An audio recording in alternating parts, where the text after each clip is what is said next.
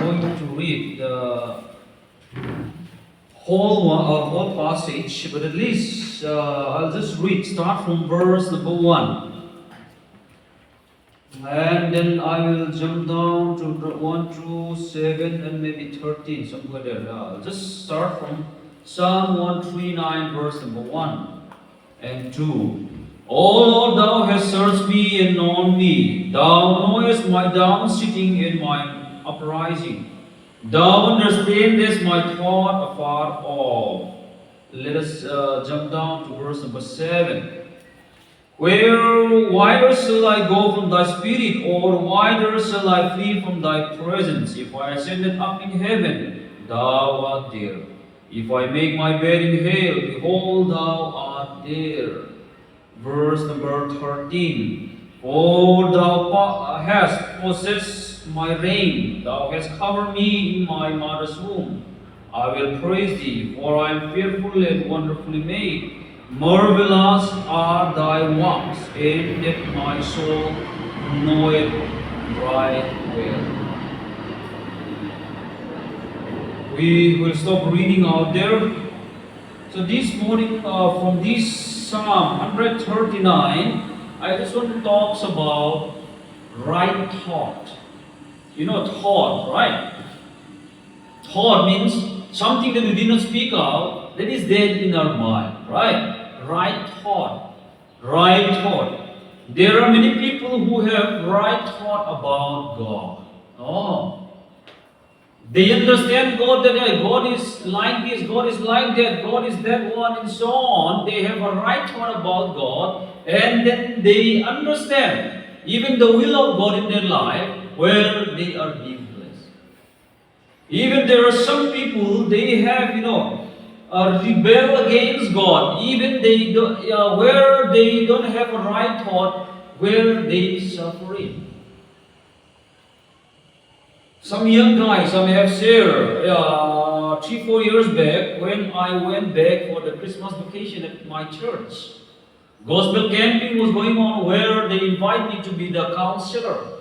And then we used to do counseling. Many youths are attending that gospel camping. And then some group of the young people, they have a little bit problem. What did they say is that, why I born like that? My parents are divorced. I am like that. I don't have any job. No. Why did God create me like that? Whereas other friends are like that, when they see themselves in that tight position, they did not understand where they try to blame God. We try to explain it in different way. Even two guys was there where they have so many questions, and it was very difficult to deal with them. Even the speaker used to talk with them, and then the thought that they have was not right. Even the understanding about the way of God dealing people was not right from their perspective, from their viewpoint. So this morning here, having right thought is very important about God. How do we understand about God? Even, if we have a right thought, the way how we look other people, the way how we deal with other people will also different.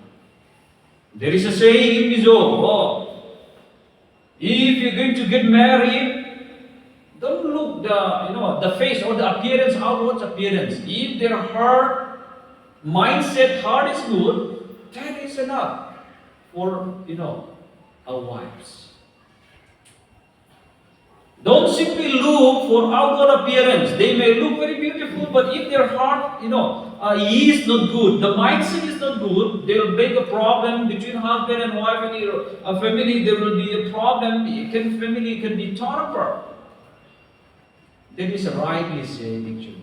Right? Mindset, heart is very important. Usually people used to look the outward appearance, right? Outward appearance when God looked to the heart. Why did God say, David is a man God's after my own heart. David had many problems. He made many mistakes. Why did God say David is a man of God after my own heart? The reason is nothing but the mindset of David. Inside was good actually, right? Even when God is going to anoint him, he said the priest, don't look the outward appearance. I, the God who serves the heart, who sees the heart. So this morning, yes, right thought, having right attitude, right mindset is very important. If we judge someone from the outward appearance, though we may not say, I don't like his character, I don't like his hairstyle, the way how he talk and all that, though he don't speak it. It is very difficult to see the good thing than what they did. Right? Mindset hurt. So here what we see is that 139 is David had a right mindset, a right thought where he understands God. As I said, I'm not going to explain it all in details. But there are something that we see, verse 1 to 6, we find that God knows everything. David was very clear that, yes, God knows everything. There is nothing hidden in me. In theological term we say, God omniscience, knowing God. God knows David personally. And then there is nothing hidden. He knows the names of David, nature's need, and even the number of our hair are counted. The same thing. God knows it. Sometimes you may feel that, yes, there is a God, but He did not know me. The omniscience, that the term that we call in the theological term, that means God knows you personally. Sometimes it is very, great that God knows me. For example, yes. When we went back there on the other day, when I dropped my wife and my 2 kids there in my village, we sat in the sumo. And then there is one guy. He is aged guy. He's settled here already in Iceland. He's going back to my village. And then he was one of the politicians, so to say. I never knew him, I never met him. But he's a very smart guy, very old guy. His mother is sick there in the village. He wanted to visit him. So he shook hand me, what is your father's name? And then he introduced. And then we talked on the sumo through the journey there. Very smart guy. Time to time he called me, in my name. Brother Fakka. And you know that one, Brother Fakka. That was the first time that we met there in the sumo counter. But throughout, I just tell my name. He did not forget. Throughout the journey, he know it. Even he know the one who was just sit nearby me. He is also. It was the first time that they met.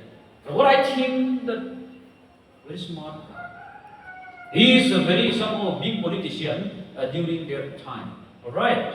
So it is very good to feel that man mention my name, talk, smirk. So sometimes, if we know that someone knows you personally, that is good. If your parent never call you, never text you, sometimes you may feel that, why my parents never try to contact me? Even they didn't know whether I have having money or not. How that I am doing here, they don't have any idea. Why did they call me? Sometimes we feel like that, right? The reason is that, we feel uneasy. So when someone knows us personally, it is a good sign, so to say. We are happy. So God is something like God knows you personally. God knows your name.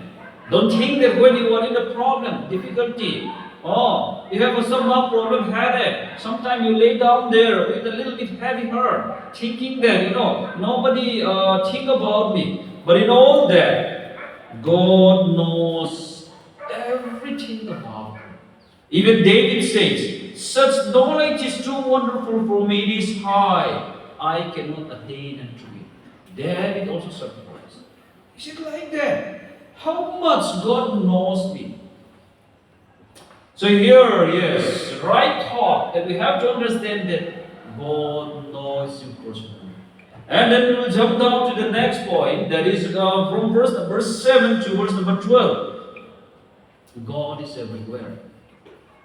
God is everywhere. That is the omnipresence of God.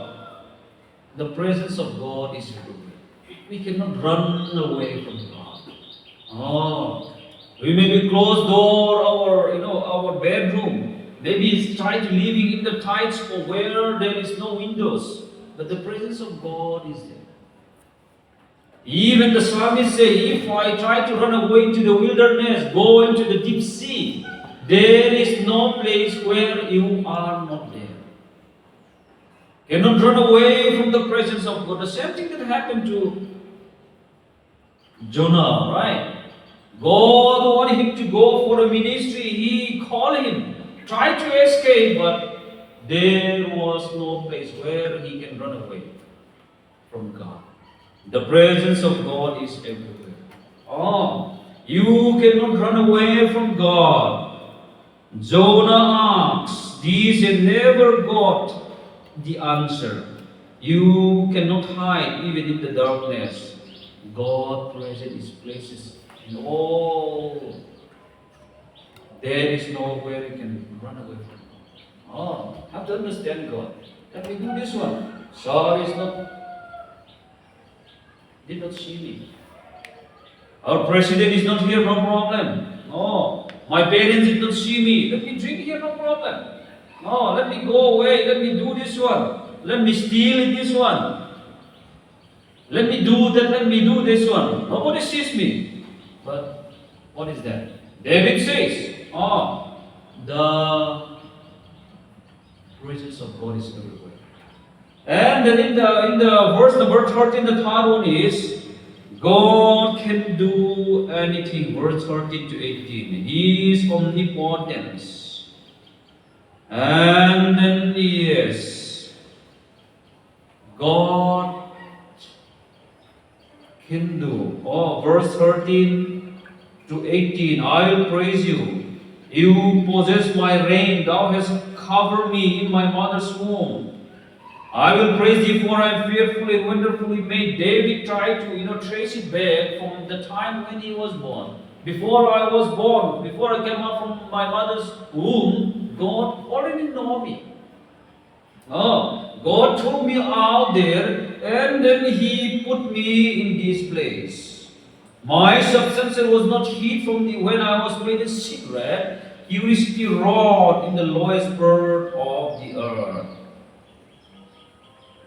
God is all covered.